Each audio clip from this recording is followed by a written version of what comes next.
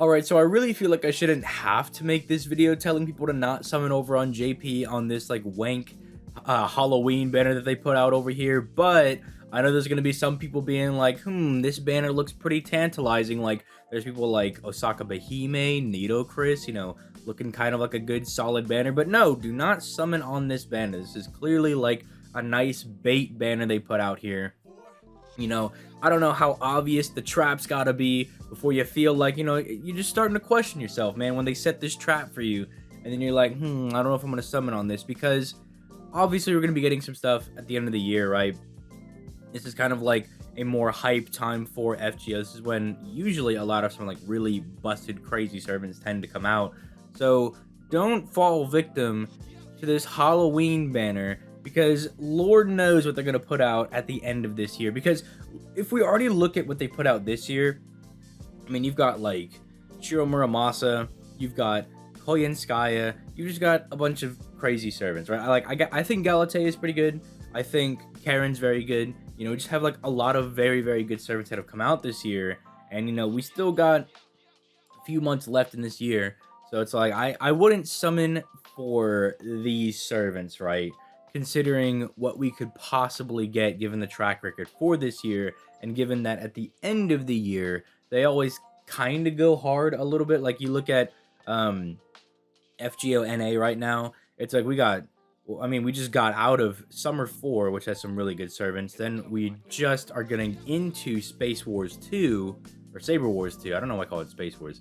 Saber Wars 2, where we're going to be getting Space Ishtar, who's the headline unit. Then you have MHX Alter, who's coming out on Raid Up, who's a very powerful servant, especially if you have Scotty. Oh, don't have Scotty? We're putting her out on Raid Up as well. Then you have Super Orion, and then you have the Mega Grab Bag end of the year New Year's banner that comes out as well. So, if there are any hype servants you're going to be wanting to summon for, I mean, keep in mind that New Year's on JP might just bring a whole bunch of crazy people as well. Also thinking that they might put out Rasputin for New Year's, but that's just my little game theory. But I mean, if we break down the banner, it's not like there's not good servants in here. Like, just taking a cursing glance, you can see Cleopatra's decently solid. I think she's very, very good when it comes to more difficult content. I think people try to wrongly use her as a farmer when she actually does really good against like hard, difficult bosses, at least in my experience using her.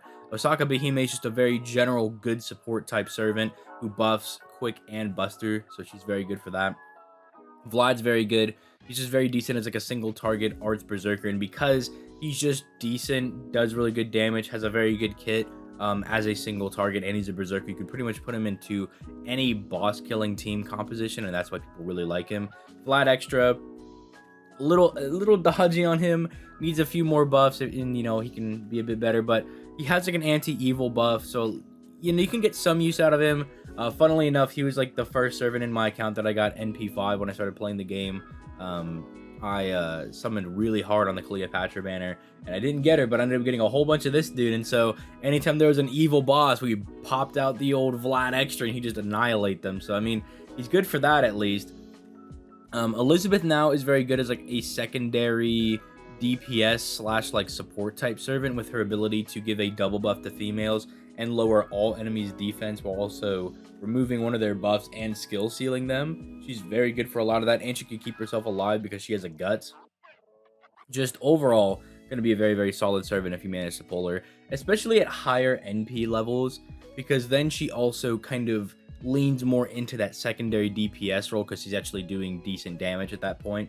Nido Chris, I don't think I really need to talk about Nido Chris being good. I mean, we all just kind of like know that Nido Chris is insanely solid. She has like the 400 billion% battery with like the chance on NP and the chance on skill 1 to insta-kill.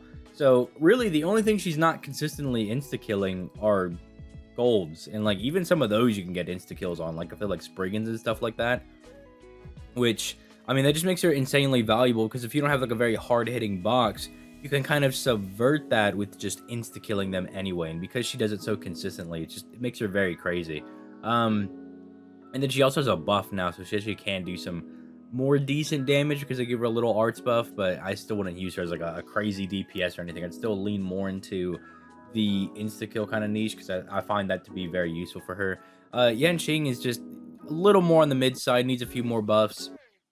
Carmilla, Carmilla's not bad per se. Like, she's got a very like solid anti-female niche. So like if you're fighting like a female rider or berserker, you could bring Carmilla and she'll definitely thrash them around. Can lower defense, can like gen stars every turn, which kind of helps her out because, you know, even though she's an assassin, she has like a year 1 servant's card hits and everything. So she's kind of struggling in that aspect. So stuff like that's pretty good. She can also, you know, charge her NP because she has a battery. So just overall, like, kind of like a solid servant, right? Like, you could tell that she was a year 1 servant and they kind of glue her up a little bit, right? They gave her the glow up to make her a little better. But I feel like she still needs 1 or 2 more buffs, and then she'll be like a bit more competitive with more modern day servants. Wu Zetian, pretty decent when it comes to like being a secondary DPS, like quick buffer person, because she gives an attack buff, she gives a quick buff, and then she lowers enemy defense. So obviously, since quick is starving for secondary buffers, right? You know, it's like if you don't have Scotty, you got to really start scrounging around for someone to give people buffs. At that point, you're like, okay, I'll use Wu Zetian because I need to get my quick buff from somewhere, and at least she's giving me an attack buff as well because that double buffs me. So pretty decent for that. Then you have Ibaraki. I just did a video on Ibaraki. If you have my thoughts on that, you can just go peep that. Tamamo Cat, I mean, very good servant if you have a maximum broken K-scope because you can just chuck her at people. They buffed her 3rd skill, so even though she has a stun on her NP, she kind of negs that because her 3rd skill gives her a hit of debuff immunity, so that's pretty good. But other than that, I really wouldn't recommend, you know, summoning specifically for her. Penthesilea, very, very, very, very, very good against Greek mythological males. So anytime you run into Achilles, Hercules, Mandricardo, Hector, Jason, I feel like I'm forgetting people. I'm definitely forgetting people. Like Odysseus, people like that. Like anybody that you run into that, like very common people, you bring Penthesilea and she just thrashes them because she's a berserker. So very kind of niche buff that she has, but because she's a berserker, she could fight any of them, which makes it a lot better. Then on that note, I mean, she's just here to destroy people because she's got good old attack buff, good buster buff, charges NP every single turn, has like some debuff immunity. I mean, not a very bad servant. Like, she's pretty solid if you just need to throw her at somebody and just have them get obliterated.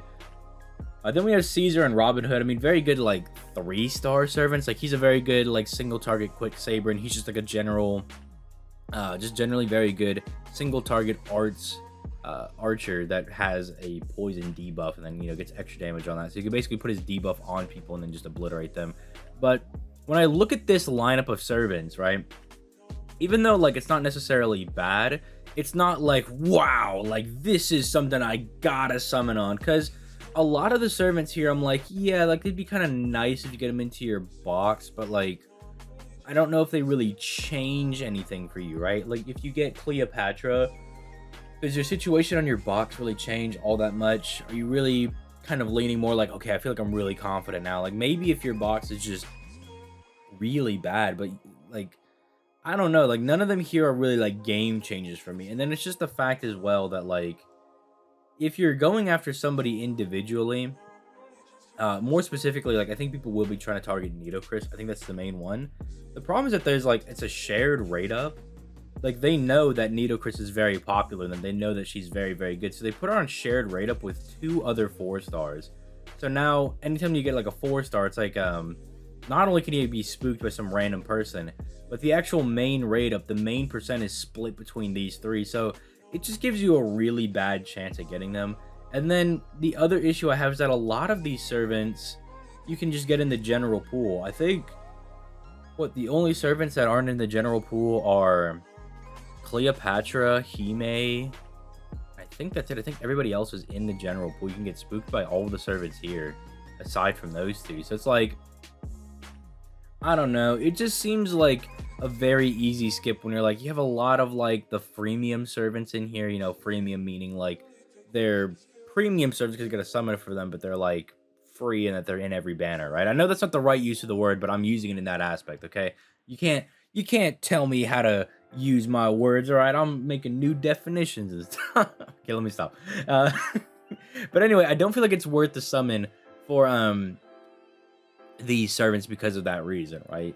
Like, they're not particularly bad, but you can get spooked by them at any time, and really, you want to be spending your quartz on The servants that are the rare ones, right? Like the ones that don't come around very often, the ones that are like really good. Like if Arjuna Altar comes out, I'm telling like everybody to summon for that because I'm like that would be a second rate up.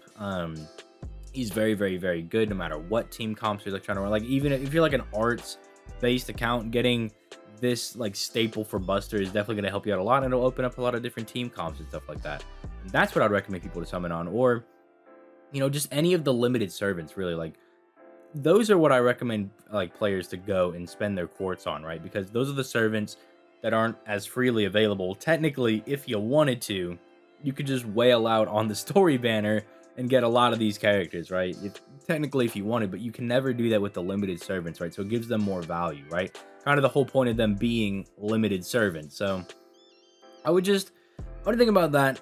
Hopefully this has helped like so a few people just save their quartz. They don't summon on JP. I understand if you really like Cleopatra or Hime. I can definitely justify it if people are gonna be summoning for them, right? I'm not the craziest about Cleopatra, but if you're like a huge Danganronpa fan, you're like, oh, I gotta have Cleopatra, then technically she's the only, she's on solo rate up because there's no other 5 stars here. So that would be a good chance to get her. If you really like Hime, this is a good chance to get her. But that's because those are limited servants as well. Like if you want to get these limited servants, that's the time to get them. But other than that, like if you don't really care about Hime, you don't really care about Cleopatra, then just get this banner entirely, right? It's the only reason I would see people going out to summon for them. But with that being said, let me know what you guys think in the comments down below. It's just my thoughts and my opinions, because I'm more like, save for like the really crazy servants, right? And then let the other servants come to you, right? Like if you really want Vlad, just wait for the next 5-star ticket and scoop up Vlad with that for free, right?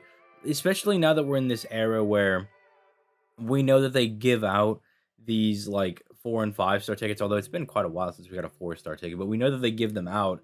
It's just like, as long as you have some measure of patience, right? You can let those servants come to you for free and then put your quartz towards servants that aren't in those tickets, right? The actual limited servants. You could go for them, and then you're being a bit more like smart and efficient with your quartz. But just my thoughts. With that being said, I'm gonna go ahead and get out of here. You guys have yourselves a nice day.